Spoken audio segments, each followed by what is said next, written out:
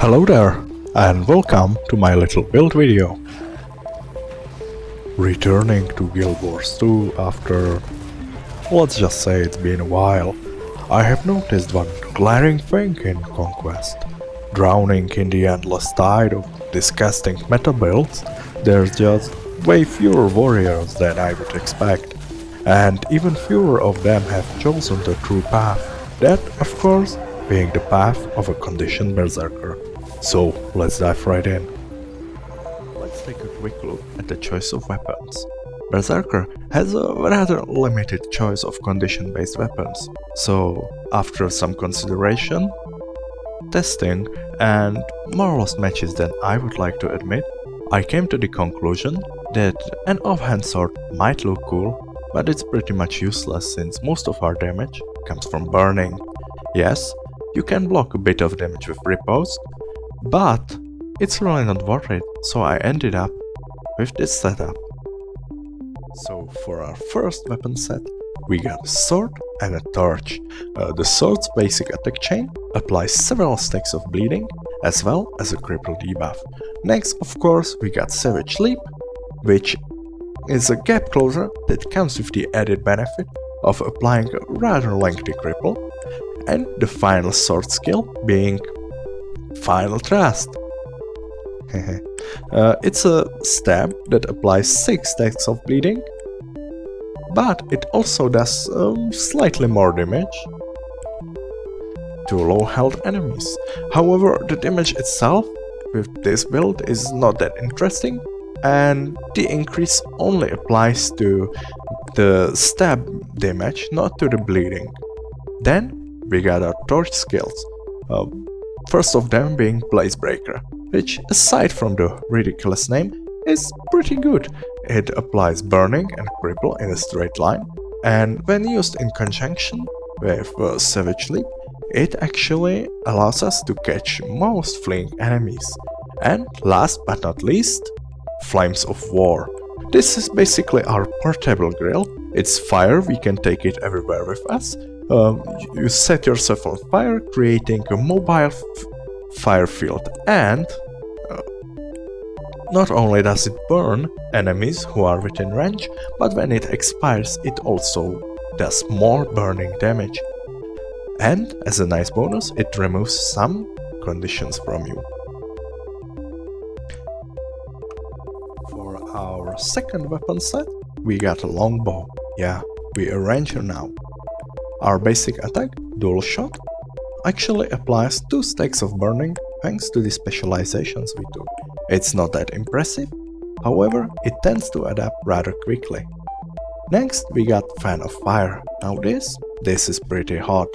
The combination of 3 stacks of burning and piercing allows us to set multiple enemies on fire at once, with a little bit of positioning required. Next skill, Arcing Arrow, is actually pretty disappointing. The damage is mediocre, and it doesn't apply any conditions, but it can be used as a blast finisher. Next up is Smoldering Arrow. Despite the name, it also doesn't apply any conditions, but it applies blindness, has 3 charges, so it can be used as quite a bit of survivability for both you and your teammates. And last but not least, Pin Down. Not only does this skill provide lengthy immobilization, but it also applies 6 stacks of bleeding. In terms of burst skills, we will be of course using Berserk and Flaming Flurry, which is the sword primal burst. It's just a barrage of piercing fireballs, pretty good, but what's even better is Scorched Earth, which just covers a huge area in front of you in fire, and basically this skill, with a little bit of crowd control, can easily down several enemies at once. Now let's take a look at the specializations. We take Arms, Discipline, and of course Berserker. From Arms we choose Wounding Precision to get extra expertise, Then we choose Blade Master for extra expertise, condition damage, and to reduce the cooldowns on our sword skills. And then we get Furious, which means that each time we get a critical strike, we get some bonus adrenaline and a stacking bonus to condition damage. From the discipline tree, we take Crack Shot, which allows our basic attack from our bow to inflict burning. Then we take Distraction of Empowered, because people love to stack wounds. And lastly, we take Burst Mastery, which helps us with adrenaline sustain, and it also provides us swiftness. And a little bit of damage on top of that. And for our Berserker passives, we take Last Blaze, which causes everything around us to burn when we use a rage skill. Then we take Hit the Soul, which provides us with condition damage with Torch, and reduces recharge time for Torch skills, which is very similar to Blade Master but for Torch. And lastly we take King of Fires, which increases burning duration, and each time we critically hit an enemy, it provides us with a fire aura that burns nearby enemies and explodes if we use some Berserker specific skills. Well, what about the utility skills? When it comes to healing skills, Blood Reckoning might seem like an obvious choice.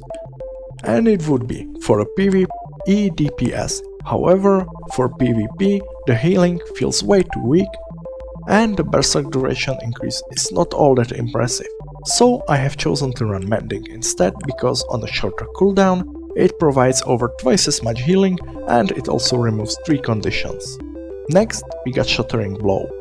It summons a rock for half a second that blocks incoming attacks and reflect missiles. It can be a little tricky to use. However, then it gives you 2 seconds of stability, and it does a little bit of AoE damage while applying 2 stacks of bleeding.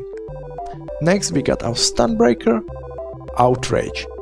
Now when we use Outrage to break a stun, it increases Berserk duration by 5 seconds, but it can also be used while not stunned to increase Berserk duration by 1 second. Next we got Signet of Fury. Passively, Signet of Fury improves precision. And thanks to our specialization, we actually get stacking condition damage bonus and a little bit of adrenaline each time we critically strike. When we activate Signet of Fury, we get 3 full bars of adrenaline. And next we got our elite skill, that being Headbutt. It's a low cooldown stun that stuns our target and us, and we can then use Outrage to break out of this stun.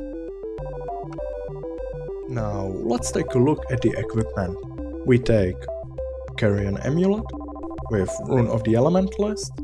Into our bow we put Sigil of Battle, Sigil of Smoldering, and for our sword and torch combo, again Sigil of Smoldering and Sigil of Escape. That's all very nice, but how does it actually do in Conquest? Can this build keep up with the competition?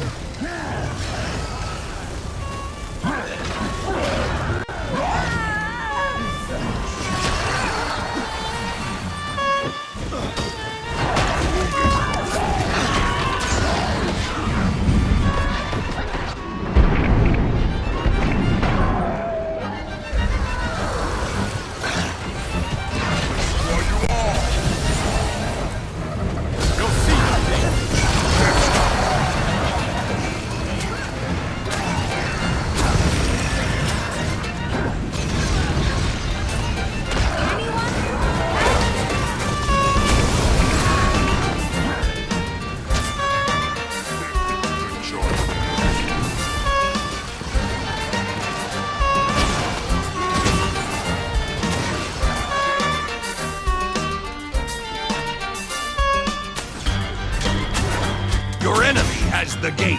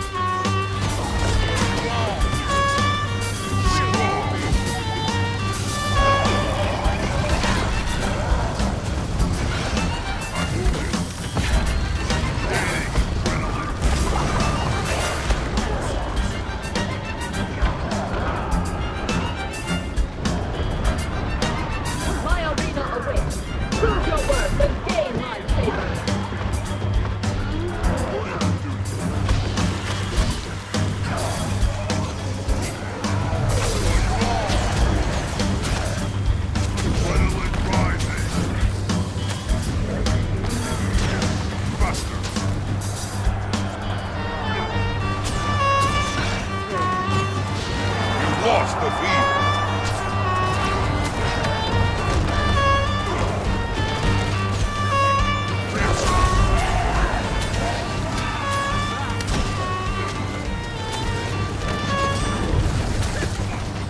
This is it, mates. Keep them out.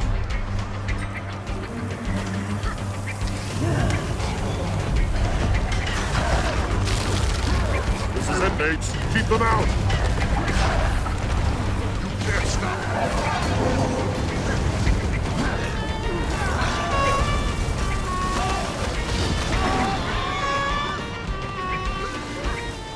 No. So, should you actually play a conditioned Berserker in PvP? Well, yes and no. It's a pretty fun build to play, however, it feels like it doesn't do as much damage as a power Berserker. But at least you don't have to spam one skill over and over. And that marks the end of this video. Thank you very much for watching. Please consider liking this video and subscribing if you want to see more videos like this one. Oh, and by the way, I have just ordered a new mic, so next time the audio quality should have some more, quality to it.